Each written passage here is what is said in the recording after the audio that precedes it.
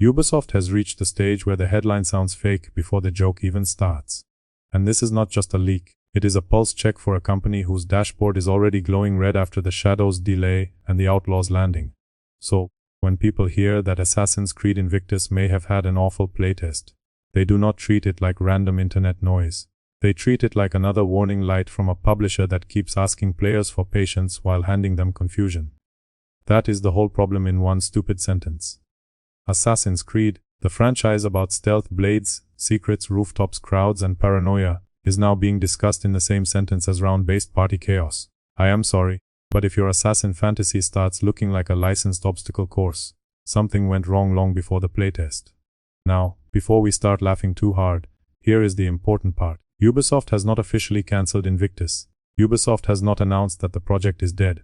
The delay and cancellation talk comes from a leak, not from Ubisoft. That matters. Aerial Breakdown does not treat rumor like confirmed fact. It separates what Ubisoft actually said, what reporters verified, what the leaker claimed, and why players believed the worst so quickly. That is the difference between a useful video and 10 minutes of yelling with gameplay underneath. Here is the official side. On March 4th, Ubisoft said codename Invictus was progressing steadily with a test and learn approach. The company described it as a PvP Assassin's Creed experience led by For Honor veterans at Ubisoft Montreal. Ubisoft also said player feedback would help shape the project, and that the team needed more time before showing it properly. Put that on screen as a timeline graphic. March 4th, steady progress, feedback, official calm. Add the Shadows delay and Outlaws context beside it, because this is not happening in a vacuum. Then the leak hit. Insider Gaming reported that ex-Jonathan claimed an Invictus playtest happened on April 30th. Insider Gaming said it could independently verify that the playtest happened. According to the leak, the feedback was not just mixed, rough, or just needs work. The claim was that playtesters found it awful, and that the project could slip from 2026 or even be cancelled. Put that beside the March statement. 2 months, 2 completely different moods. That is the story. Not Ubisoft confirms disaster. Not Assassin's Creed multiplayer killed. The story is that Ubisoft's calm public line ran into a rumor that sounded like somebody kicked open the conference room door and said, "Actually, the build is a mess." And because this is Ubisoft in 2026, people did not need much convincing. If they do not fix this, Invictus risks walking toward the same multiplayer graveyard as the projects we will talk about in a minute. The reason is trust. If a rumor said Nintendo was turning Mario Kart into tax software, most people would laugh and wait. When a rumor says Ubisoft made an Assassin's Creed multiplayer project that allegedly feels wrong, people nod before they fact-check. That is brutal, but it is also earned.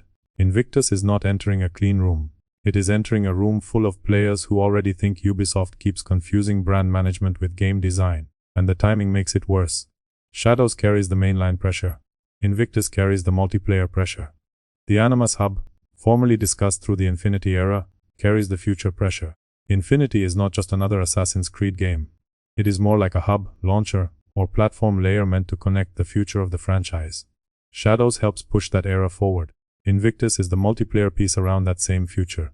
So no, Invictus is not a side project. It is a load-bearing wall for the entire Assassin's Creed house, and from the outside, it looks like Ubisoft may be building it with colorful party game bricks. If that wall cracks, players do not just question one mode. They question the whole building. That is why this rumor landed harder than a normal playtest story. That is why the rumor feels less like gossip and more like a stress test for the whole franchise now. The Fall Guys comparison is the spark. Older reporting tied Invictus to a round-based multiplayer format, with up to 16 players competing until one assassin remains. Maybe that comparison is too simple. Maybe the final game has more Assassin's Creed DNA than the rumor suggests. Fine, leave that door open. But as a pitch, it sounds confused. Assassin's Creed means stealth, pursuit, deception, crowds, rooftops, knives, timing, and paranoia. Fall Guys means chaos, elimination rounds, bouncing bodies, and people yelling at physics. One side is a player blending into a crowd, watching the compass, hearing whispers when a predator gets close, and trying not to panic. The other side is a jelly bean getting launched off a platform by a giant spinning hammer. That is not just a tone mismatch. That is an identity crisis wearing a hood. Stop. Look at the blueprint Ubisoft is actually ignoring. Brotherhood and Black Flag PvP had a very specific tension. You hunted a target while somebody else hunted you. The compass pulled you closer. The whispers told you danger was near. Every civilian could be camouflage. Every sudden sprint could expose you. It was strange, tense, and very Assassin's Creed. Unity went another way with co-op, But even that made sense. 4 assassins, 1 mission, shared infiltration. Not perfect, but connected to the fantasy. So, when fans hear that the new answer might be party-style rounds in an Assassin's Creed costume, the question becomes obvious. Who is this for? Is it for old multiplayer fans? Not really. Is it for stealth fans? Apparently not. Is it for Fall Guys players? Why would they leave actual Fall Guys for Ubisoft's hooded version? That is what happens when a publisher mistakes a famous logo for an actual idea. Then there is the For Honor angle, and honestly, this one bothers me the most. Ubisoft Montreal and For Honor veterans should make people more optimistic. For Honor's art of battle system turned directional combat into something technical, readable, and durable. That game had a rough start, but it survived because the core combat had identity. It asked something specific from players. It was not for everyone, but it knew exactly what it was. So, if those technical combat people are now attached to something rumored to chase a party game crowd, the mismatch feels insane. It is like hiring a surgeon to run a bouncy castle. Maybe the developers are talented. I believe they are. That might be the point. The problem may not be the people holding the tools. The problem may be the thing Ubisoft asked them to build. And when you see the corporate obsession with retention, the logic or lack of it becomes clearer. It is that familiar live service smell. Player feedback can improve a game. Testing can save a game. Community shaping can help. None of those words are evil by themselves. But after years of passes, seasons, engagement charts, sticky ecosystems, and games designed like chores with graphics, players hear the hidden sentence. The obsession is not always fun. The obsession is retention. And somewhere, Skull and Bones is still standing in the corner wearing its quadruple A badge like a warning label. That is the pattern interrupt, because Ubisoft has already shown what happens when confidence outruns desire. The market does not care how expensive your project sounds in a boardroom. It cares whether people want to spend their nights inside it. Now do the brand test. Remove Assassin's Creed from the pitch. Show a generic mobile game character creator with a blank hooded hero. Then snap the Assassin's Creed hood onto it like armor. Without the brand, what is left? A 16-player round-based elimination PvP game, shaped through tests, planned around 2026, with rough feedback rumors attached. Would anyone call that exciting by itself? Or would the room stay silent until someone said, but it has Assassin's Creed?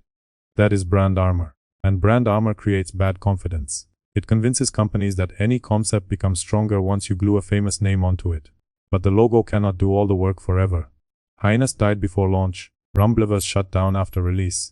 Plenty of service games arrive, ask for time, fail to justify themselves, and vanish. If Invictus does not have a strong reason to exist beyond the hood, the market will not care how famous the hood is. That is where Ubisoft keeps losing me. Assassin's Creed should be one of the easiest brands in gaming to explain. Historical power fantasy. Stealth. Assassination. Parkour, conspiracy, revenge, dangerous cities, clear identity. Somehow Ubisoft keeps dragging that simple appeal into structures that feel more complicated than exciting. Hubs, experiments, service layers, trend shapes, systems around systems. Sometimes I just want to ask, can the assassin game please remember the assassin part? Here is the stronger YouTube angle. Do not just yell that Ubisoft is cooked. Start with the March 4th statement. Explain the April 30th playtest claim. Separate what Insider Gaming verified from what XJO Nathan alleged. Explain the Fall Guys comparison, the Infinity stakes, the Shadows pressure, the old multiplayer history, and the For Honor irony. That is the useful version. That is the breakdown people clicked for. The rant only works because the evidence gives it a spine. Invictus may still improve. Maybe the Fall Guys shorthand was unfair. Maybe the playtest was one rough slice, and the final reveal has a stronger hook. Leave that door open, because that is honest. But right now the public picture looks ugly for a reason. The official words say steady progress. The leak says awful feedback. The older concept rumor says trend chasing. The fan reaction says trust is already low. So here is the question, which Assassin's Creed multiplayer would you actually want? Black Flag style social stealth with compass pressure and whispers, Unity style co-op, or this rumored round-based experiment? Comment below, because this is the real pressure point. If people hear Assassin's Creed inspired by Fall Guys and instantly believe the playtest went badly, that is not just a rumor problem. It is a brand problem. It is a trust problem. Ubisoft did not just make people ask whether Invictus is bad. It made them ask whether anyone inside the room still knows why Assassin's Creed worked in the first place. And that question is more damaging than one awful playtest report.